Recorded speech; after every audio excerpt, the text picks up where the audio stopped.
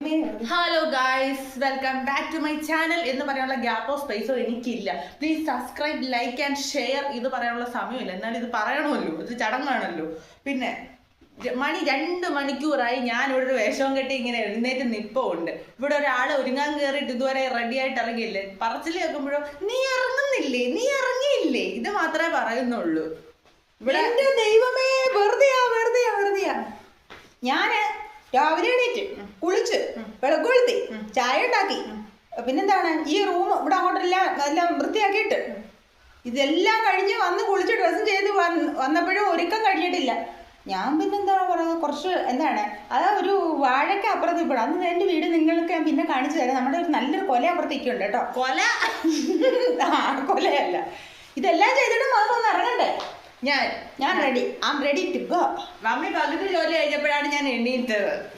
അതൊരുകാമത്തെ കാര്യം. ബാക്കി ഞാൻ കുളിച്ചു റെഡിയായി, ഈ വെച്ചുണ്ടാക്കിയ സാധനം മൊത്തം കഴിച്ചു, പോകാനുള്ള ലഗേജ് പാക്ക് ചെയ്തു, പെട്രോൾ സംഭവം എല്ലാം അടിച്ചു സെറ്റ് ചെയ്തു. ഓൾറെഡി ഇന്നലെ അടിച്ചോണ്ടിട്ടായിരുന്നു. അപ്പൊ എന്റെ ജോലി പകുതി ഞാൻ ഇന്നലെ തീർക്കും.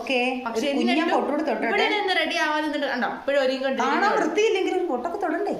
പിന്നെ ലൈക്ക് ചെയ്യണേ കേട്ടോ, ലൈക്ക് ചെയ്യണേ, കഷ്ടമുണ്ട്. അയ്യോ എന്നിട്ട് ഇത്രയും കഴിയുമ്പോൾ നമ്മളോട് പറഞ്ഞത്, അത് മിക്ക കൊച്ചുങ്ങളുള്ള വീട്ടിലും അങ്ങനെ ആയിരിക്കും. നമ്മള് റെഡി ആയിട്ടില്ല, നമ്മള് വെയിറ്റിംഗ് ആണ്, നിങ്ങൾ ഇറങ്ങുന്നില്ലയോ, എന്നിട്ട് അവിടെ പൊട്ടും എന്നെ പോലുള്ള ആരാണ് അമ്മമാര്, നമ്മള് എല്ലാ കാര്യങ്ങളും ചെയ്തിട്ടല്ലേ നമുക്ക് പോകാൻ പറ്റുള്ളൂ.